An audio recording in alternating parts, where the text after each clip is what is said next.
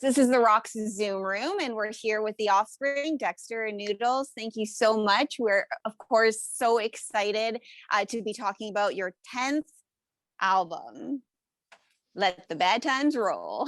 Right, yeah. We're excited that it's finally out for the fans to listen to. Absolutely. I mean, it's been a long time, but the album hasn't come out overnight. You guys have been working on it. I would say, is organically the right word to use? You've been kind of taking your time, just doing it as it felt right, visiting songs, revisiting songs, writing, recording, just at your own pace. Was there a method to that madness, or was it just the way it went? We'd rather go in short bursts now than like months straight, trying to do a whole album in one chunk of time. I just feel like we have more time to look at it, and the songs get better. So it takes us longer that way. And we also do a lot of touring. So all that stuff mixed together makes the record take longer. But we usually go just a couple weeks at a time and then come back a month later and do a couple more weeks. That's cool. So it was done way prior to the release date of April 16th. But then COVID hit, so it delayed it. Do you just leave it alone when you say this album is done, even though it couldn't be released for months later? Do you leave it alone, or are you going back to it and being like, oh, maybe we could tweak that, or maybe I could adjust this? Or it was done in April. It was just April last year. Yeah. Well, I mean, we did have the record. We didn't have a release date, and actually we hadn't decided on artwork entirely yet. Was something we started to focus on. So we knew if we released it a year ago, we wouldn't be able to tour in support of it. So we decided to just kind of take another look at the record. Let's, fine tune some points on it. Let's spend some time really kind of nailing the artwork. But at some point we got to the point where, okay, now we're doing a Christmas song. Now we're doing a cover from the Tiger King documentary. The record's done. We need to let the fans hear this. I mean, the songs are good. They're not going to get any better. We got to put this out. So, and that's where we are today. Awesome. Yeah, I kind of equate it to shopping. Like once you find something and you buy it, you can't go looking to see if it's on sale somewhere else because you've already got it. So you just got to leave it alone. You got to step back and That's I was right. wondering if maybe it was something like that, right? I mean, these boots are fabulous on me. I'm not going to find a better pair of boots anywhere. Right. I'm going to buy these boots. You're in. But if you look, you might find them and then you regret, and then the whole thing spirals out of control and you're just like, no.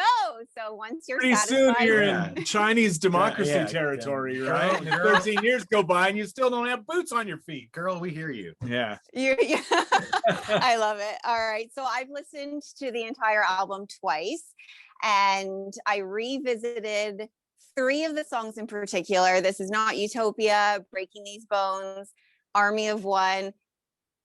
And I still can't pick a favorite, so I'm not going to.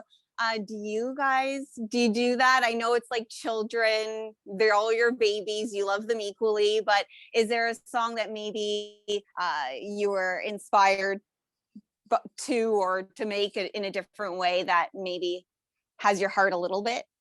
Well, much like your children, you have a favorite, but it could change from day to day, like you may favor your son one day, but then your daughter the next day. And so that's kind of how it is. I'll have one song stuck into my head usually for a few days at a time, and then it'll change to one of the other songs for a while. That's the best thing I think about this record is they have all at some. I had to pick one today, it would probably be We Never Have Sex Anymore. That's the one stuck in my head. Yeah, it might be Army of One for me. Yeah, that's such a good one. I think I'm leaning toward that one myself, but they're great. In the same token, same respect, does it differ with which one you're excited to play live when we can finally see you play live again? Oh man, I think we've worked on all these. Since we can't go out and play live, we've been rehearsing like we've never rehearsed before. So we have all these songs ready to go, and I'm looking forward to playing all of them. I think Army of One is going to be a blast to play live. This Is Not Utopia, I think might be a good one to really get the crowd going. There's a lot of energy on the record, so hopefully they'll all be good and fun to play live.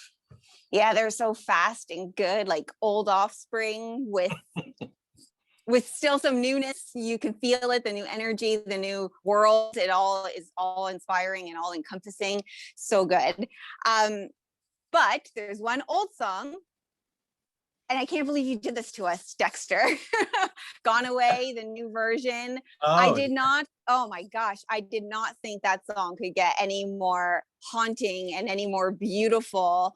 And there it is. I think as Canadians, we never got to hear that live. I know you've played it live, but I've seen you probably at least once a year, every year for as long as I can remember. And it's never happened. And I'm probably happy it hasn't, because I'd be a bawling mess in the middle of a stadium or on the middle of a field at a festival.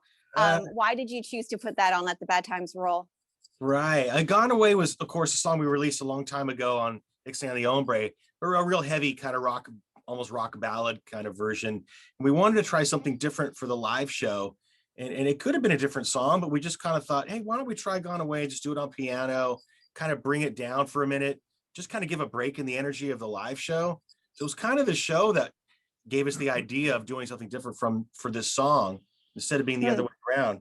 But when we did it with just a piano, it was like the reaction was so immediate and so strong that it made us feel like, oh wow, maybe we should record this. I've been crying on the wings of the stage, so you're in good company. We'd be bawling together. It's embarrassing because I have to face a little bit sideways on the piano, right? So I can't help but be looking at Noodles. He's on the side of the stage, he's bawling, sobbing. It's like, somebody get that guy. In all seriousness, though, I mean that was a song that has touched our fans probably more deeply than anything we've done.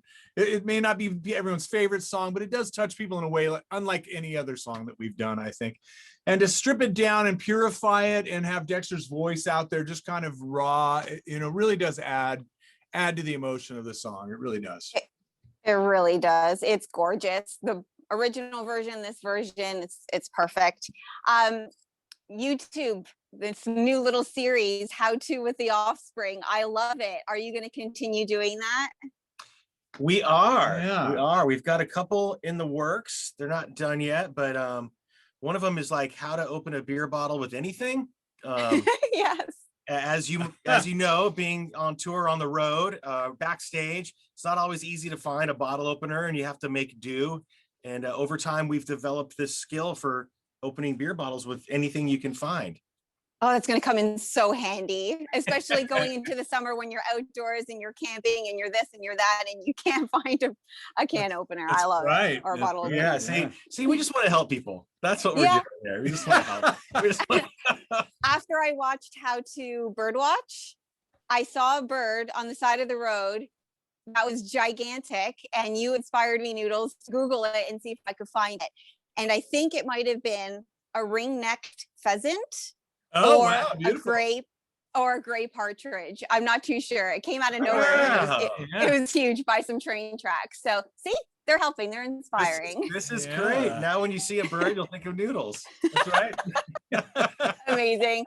You guys, I can't tell you, I think this is probably the coolest day of my whole life. I'm so happy that you joined us today, and we love the record already. We cannot wait to see you live. And please, when you can come back here, please do, and be in front of us instead of on Zoom. Okay. Absolutely. Next time we'll do this in person. Can't wait. Absolutely. I'm holding you to it. Okay. Okay.